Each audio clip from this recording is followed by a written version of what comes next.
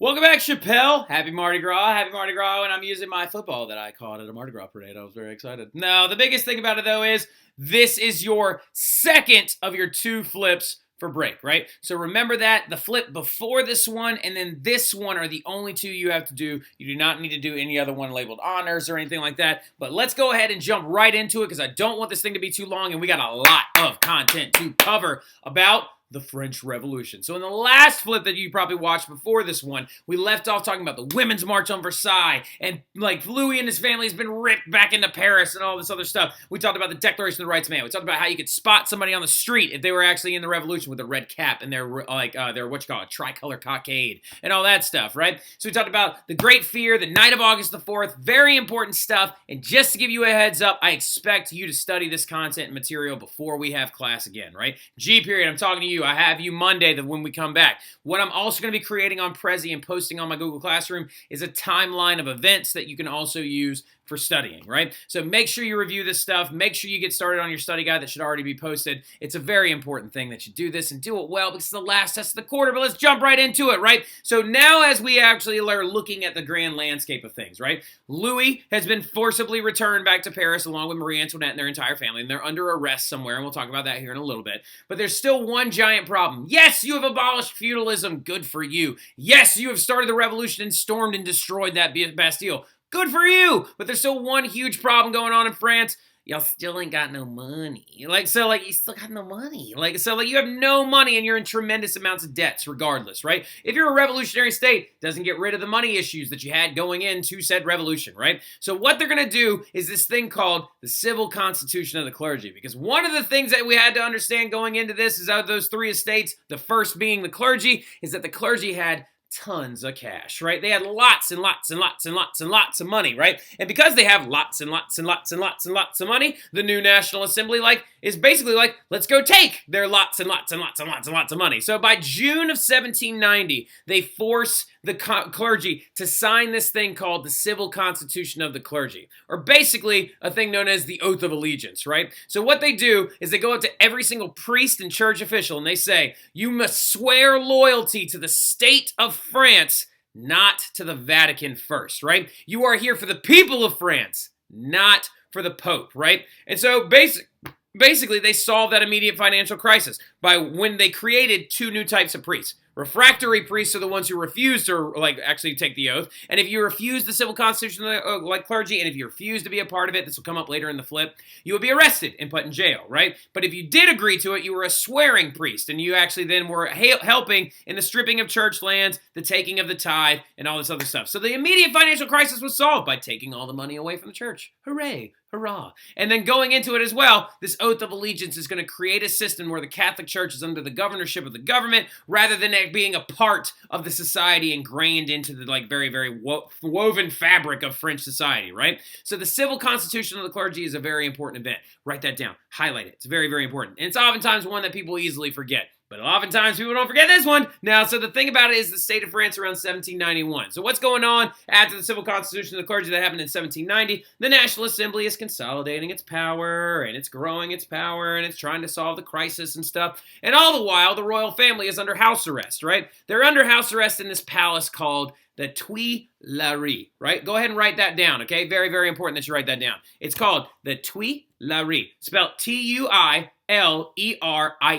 okay? Tuileries. And it looks like this, right? So, and as you can tell, it's a picture in black and white, which means it's no longer there anymore. It was burned down, unfortunately, right? So now the big thing about it is the Tuileries was a beautiful palace, and they were under watchful guard, but not the best watchful guard, because something crazy is going to happen, okay? What is growing increasingly, more and more obvious is that there's a very high likelihood that the royals might not make it out of this alive, right? They might not make it out of this whole revolutionary phase alive, and they're starting to freak out, okay? And so this leads to Marie Antoinette and Louis XVI creating a very, very important event known as the the flight to Varennes, right? Technically, it should be the flight to Montmedy, but still, it's whatever. Now, so the flight to Varennes is when the royal family tried to escape, right? The king and his family had an escape plan that was actually drafted up by one of Marie Antoinette's very close friends, this guy named Axel von Füssen, right? So he was a Swedish general. So, like, the big thing about it is they came up with this crazy plan that involved, like, carriages and leaving in the middle of the night, and then they would basically get to this city called Varennes or Montmedy, where there was a loyal army still to Louis, and they would traffic them over the border into Austria. Why Austria, you ask? Because that's where Marie Antoinette's from. And her brother is also the king of Austria currently, right? So the idea was, get to Austria so we can be with Leopold, Marie's brother, right? Leopold II. And no, just in case you were wondering, not the creepy brother from the beginning that she married by proxy and then also had to give Louis that advice on that hunting trip we talked about, right? So the big thing about it is, though, is that's where they wanted to get. But unfortunately, the flight attempt failed miserably, right? It went from bad to worse. Like, first of all, like, Marquis de Lafayette had a surprise inspection, set them back in several hours. They went in one carriage instead of two. Marie Antoinette got lost in the alleyways behind the Palace of the Tuileries for over an hour, right? They also got out randomly in some towns, and they had to go 200 miles before they got spotted. But eventually, they actually got spotted because of a coin, right? So, like, a postal worker pulled up to the carriage next to them, pulled a coin out of his pocket, and that coin had Louis's face on it. He looked into the carriage, saw Louis, and was like, oh crap, that's the king! And he runs forward, and they end up being arrested, right? So this failure destroyed any remaining popularity that the royals had in France, right? So it's very important to understand that this is a crazy, crazy event.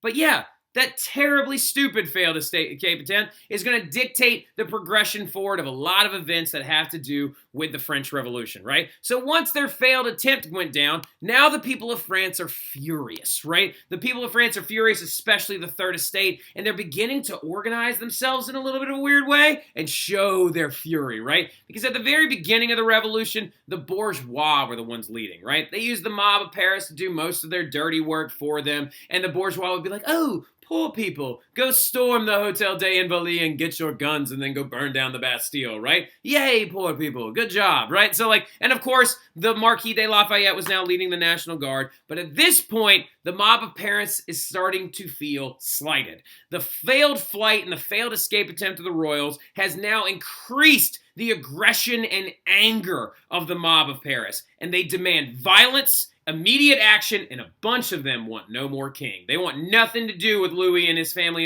anymore, and they would rather see him dead than be in charge anymore, right? So the big thing that ends up happening is you had the rise of these people known as Sans-culottes, right? So the Sans-culottes members are going to become the violent aggressors during the French Revolution, who are going to basically be the Third Estate, the urban workers and the rural peasants, not the bourgeois that are furious, so furious at the crown that they are beginning to demand that things change, and they are beginning to demand things like bread, equality, and immediate action, right? They are the organized mob members. They are the radical revolutionaries. They want blood in the streets. They want the death of the rich. They want immediate reaction. They want fire, flames, and brimstone, right? They don't want constitutions and liberal work. They want everything now, and they want immediate solutions, right? They love violence, and they love things that are done quickly, right? Now, let's break down the name of the word real fast. Sans-culottes. What's that mean? It means without pants, right? So, like, now, looking at these three guys, it's very, very obvious that they did actually have pants, right? They're not running around Winnie the Pooh in it or anything like that during the middle of the French Revolution.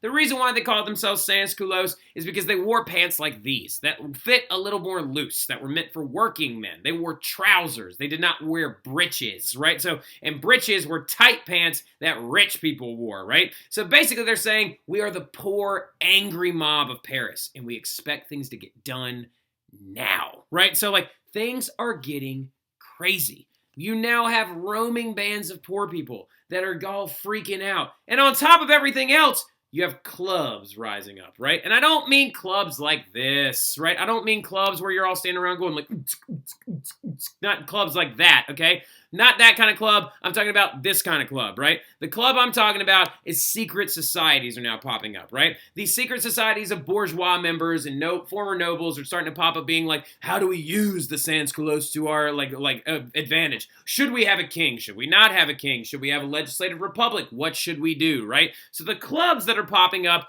are very distinctive in goal and very distinctive in also the way they want to get things done. The two biggest clubs that pop up, one is known as the Jacobins, right? So the Jacobins are the Jacobins, right? So like depending on how you want to pronounce it, right? Now the Jacobins though are the radical ones, the violent ones, and they love the Sans-culottes and the things that they do, right? Now for example, the Jacobins actually used the Sans-culottes at a very, very like famous event known as the Champs de Mai massacre, right? Where basically they told all the poor Sans-culottes members to show up inside of the square and demand a referendum to have like Louis actually deposed as king and to take him down and to have like the monarchy abolished. And Marquis de Lafayette had to show up at that event against the Jacobins and the Sans-culottes and fire into the crowd to get them to leave after some of them shot at him, right? So like it's a very, very aggressive club that's being started. The Jacobins are crazy, they're intense, they're radical, they're violent, and they love the Sans-culottes and the fact that they want blood in the streets too, right? Then you got the other ones, the Girondins, right? The Girondins, as they're also called.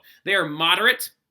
They try to resist violence whenever they can, and they want political ends to the revolutions. The Girondins want constitutions. They want acts. They want bills of rights. They want things like that. They want basically to keep Louis in power, but not truly in power. They want a limited monarch that they have in Great Britain, right? So the idea is to create a nice, smooth end to the revolution. Basically, in a nutshell, the Girondins would say that the revolution ended whenever like Louis ended up back in Paris. The whole thing about it when we're really looking at all this, the Sans-culottes getting organized, the rise of the clubs, everything getting intense, people dying left and right, is mostly Louis' fault for trying to run away, right? So like, because if he didn't try to run away, he wouldn't have actually created all these problems, right? Because it was obvious that his intention was going to be to return with an Austrian army and destroy the revolution, right? So thanks a lot, Louis. You led to this, right? You led to two groups of people, the Jacobins and the Girondins. One of them wants you dead, and the other one wants you to basically be a figurehead monarch that has no real power. Way to go, big fella. What are you thinking, right? So, like now, going into it, though, these three guys are very, very important when it comes to one of the clubs in particular, because they're the three most dominant and important figureheads, right? They go with the Jacobins, or the Jacobins, right? These three guys are very, very important. Go ahead and write them down. First and foremost, we have Jean-Paul Marat, who is the guy right here in the middle. He's the dude that lived in the sewer, the one that wrote that article that led to the Women's March. That he wrote that very, very famous, what? Sewer? So, like, the big thing about it, though, is he's that guy that had to, like, literally live in the bathtub for 6 hours a day because of the skin condition that he contracted. And he also wrote that famous, like, newspaper called La Émue des Peuples, which means the friend of the French people, right? That's Jean-Paul Marat, or Marat, as, like, a lot of people like to call him, because it's Marat, sewer guy. That's him, right? He's a Jacobin leader. But he's, like, the third in charge. The two guys that are super in charge are these two guys. One's name is Georges Danton. Danton is spelled D-A-N-T-O-N, as you can see right there, right? Georges Danton, right, spelled G-E-O-R-G-E-S. Georges Danton is going to be one of the main leaders of the Jacobin Club. He wants blood and violence, and he wants the nobles to be prosecuted for their crimes against the people of France from the very beginning of the revolution. He also insults the Girondins all the time. He calls them toads and frogs, and he hates them with a fury, right? Now, this guy over here, though, is the main dude. Get used to this face. Get used to this name. He's wildly important. Even my wife knows who this guy is because he's that big of a deal. His name is Maximilian. Do you know what his last name is, sweetheart? Huh? Do you know what the guy that led the French Revolution in its most violent phase, his last name starts with an R? No. Yeah, you do. Robes. Robespierre. Say it louder for the people in the back, sweetheart.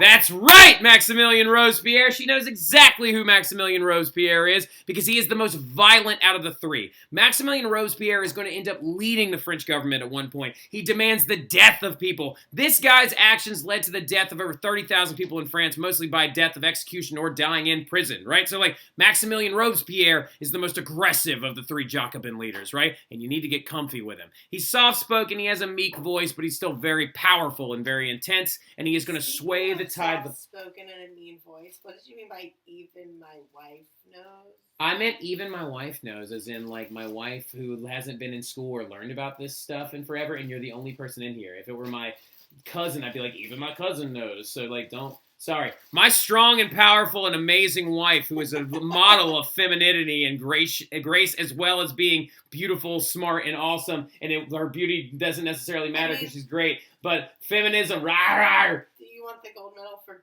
backpedaling? Do I want the gold medal for backpedaling? I do want the gold medal for backpedaling. All right, anyway, now, so Maximilien Robespierre, get comfortable with that name. He's going to be very, very important later on, okay? So Maximilien Robespierre represents those guys, right? The Jacobins, the Girondins are the other ones, right? So all three of those guys, commonly, whenever they met in the legislative branch, were referred to as the Montagnards, right? Because they actually were, like, sat on these really high benches because the word Montagnard means the mountain, right? So since they sat, like, up above everybody else, they were called the mountain.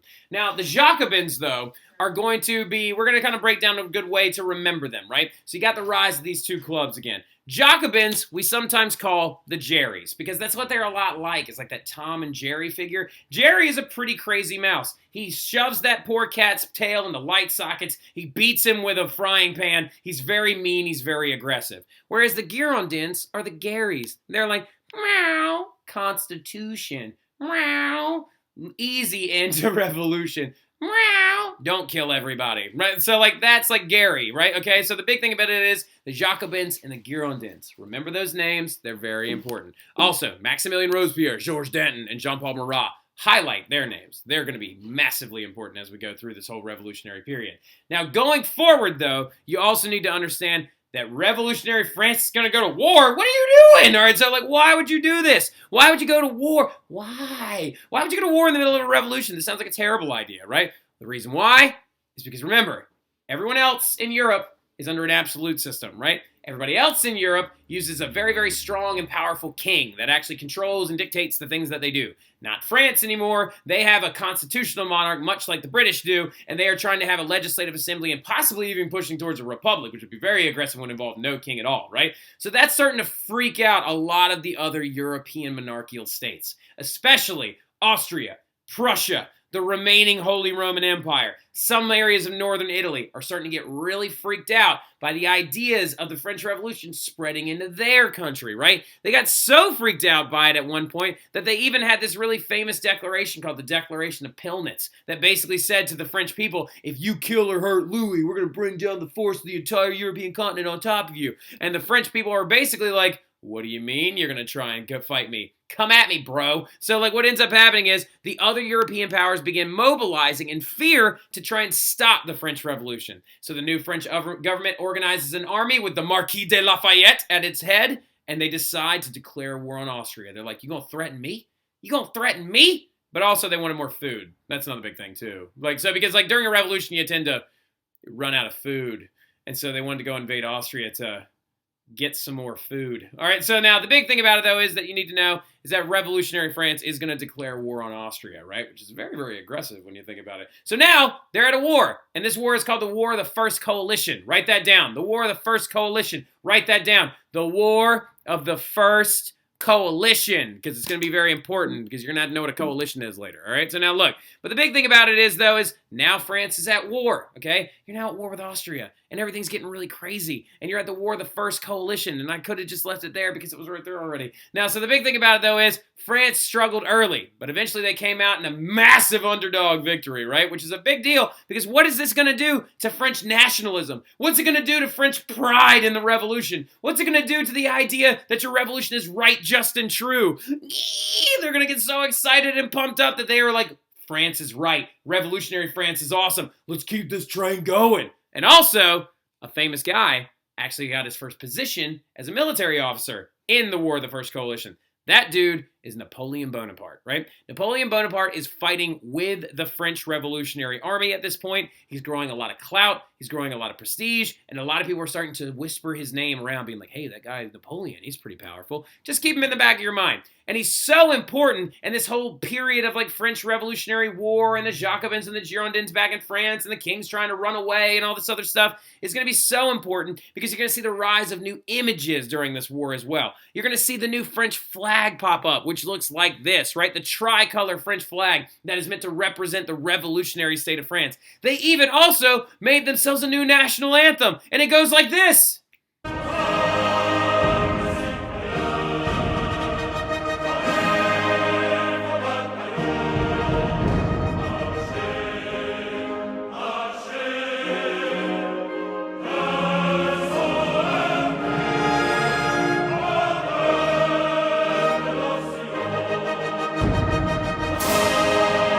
I'm not play the whole thing because it's really, really intense. But as you can see, the War of the First Coalition led the French to having that brand new flag. They got rid of the old one, and they also bring in this new national anthem that sings in the chorus to water your fields with the blood of your enemies. That's an aggressive national anthem, right? So the big thing about it is, though, is going forward, meanwhile, back at home, what's going to end up happening, because the other monarchs are threatening France and saying that they're going to send their armies in to get Louis and save him and blah, blah, blah.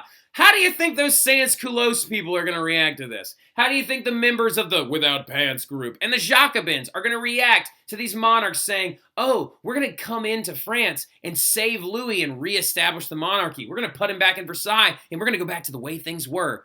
People might start freaking out. So they actually attacked the Tuileries in 1792 on August 10th, right? And on 1792 on August 10th, they got to him. They literally got to Louis and they captured him. And the Sans-culottes members demanded that he be moved to a real prison, right? And so they moved the entire royal family to a prison because this angry group of Sans-culottes members, encouraged by the Jerrys, by the Jacobins, to go in there and get him, stormed into the palace where Louis was, and they captured him, right? And they moved him into a real prison, a dank, disgusting prison. They separated all the family members into different cells, and basically Louis's power is now gone. It's a ticking time bomb on how much longer this guy is going to be alive, right? So it's a very important thing that you understand going forward, that basically the attack on the Tuileries and the War of the First Coalition is leading to the downfall of Louis, because basically they're like, look, we can win wars and have a Republican government without you, Louis. We don't need you, right? So, like, his power is shot. They even started, like, actually circulating around political cartoons with him wearing the tricolor cockade in the French cap of the Revolution. They started throwing around the idea that they don't need him and that he's weak. And also, even right here, this is a monument to the storming of the Tuileries, or the attack on the Tuileries, and that's in Switzerland because a bunch of Swiss mercenaries died trying to defend it from the Sans-culottes, right? Now, going forward, oh yeah, Mark Twain said it's one of the most beautiful things he's ever seen. Going forward, though, right after that movement, all the Sans-culottes members are running around the streets of Paris right now. They're burning stuff down. And remember, they do have pants on, right? So, like, they're burning stuff down. They're freaking out. And then in September, they start emptying out the prisons and massacring people in the streets, right? So in September of 1792, roaming groups of poor people start killing prisoners in the streets. The Sans-culottes members, encouraged yet again by the Jerrys, aka the Jacobins, right, are going to start ripping these priests that were locked up because of the civil constitution of the clergy out of the prisons and executing them in the streets. Why would they do this? Because they feel as though if the Austrian armies got into France, where would they go to find reinforcements? They would go to prisons, right? So the bunch of the priests that refused these things were actually, like, executed. The monarchy also, after the September massacres, they decide to abolish it. The king and queen are arrested completely, and they take his crown away from him. Because in the September massacres, when that happens, the Jacobins and the National Assembly realize there's no point in having a king anymore. But now we have to decide, if Louis is not our king, what should we do with him, right? So, like, what should we do with him? What should we do with him after 1,000 people were executed in the streets in the month of September, right? What should we do with him that a bunch of those people were priests? What should we do with this guy that allowed us to get to this point as a country, right? Well, they held a vote. And the big thing that happens is the Jacobins and the Girondins both agree that things are getting out of hand, right? And what ends up going down is the monarchy will be abolished. France is now declared a republic, right? Republics have no kings, as we remember from the Romans. Remember when Julius Caesar was handed a crown and he threw it down to the ground and he was like, there's only one king of Rome and it is Jupiter, right? Because Romans believe you shouldn't have, like, kings, right? So the dawn of the French First Republic's going to look at this guy that now used to be their king, and they're going to decide what to do with him. Just like in Rome, without having a king, they vote to execute Louis XVI, right? So what ends up going down, Louis XVI would be executed in January of 1793. The National Convention decided to put him on trial for his crimes against the French people, right? They decided that now that we have this man under arrest that is no longer our king officially, because now we are a republic, that we do not need him. The Jacobins outnumbered the Girondins, and they voted for his execution. And in January of 1793, Louis dies. And this was the press release that went out, showing Louis's head severed from his body, dripping blood, that was shown to the crowd after he was executed, right? At the scaffold, he apparently said, I forgive those who are guilty of my death, right? And then he died. And what ends up happening now, though, is now we have another power vacuum situation. France is at war, right? Let's do a little mental recount of the things that has happened. France is at war. The Jacobins and the Girondins are fighting each other for control of the state. You have a mob of people known as the Sans-culottes running around the streets destroying things. They're executing people during September. They're storming the Tuileries in August. They're doing all this crazy stuff. It's getting out of hand. So we're gonna have a lot to review for the we're gonna have a lot to review for you guys whenever I see you coming back from break. But make sure you really take good diligent notes on this stuff and you start doing your study guide now, okay? But I'll talk to y'all soon. Y'all have a good one.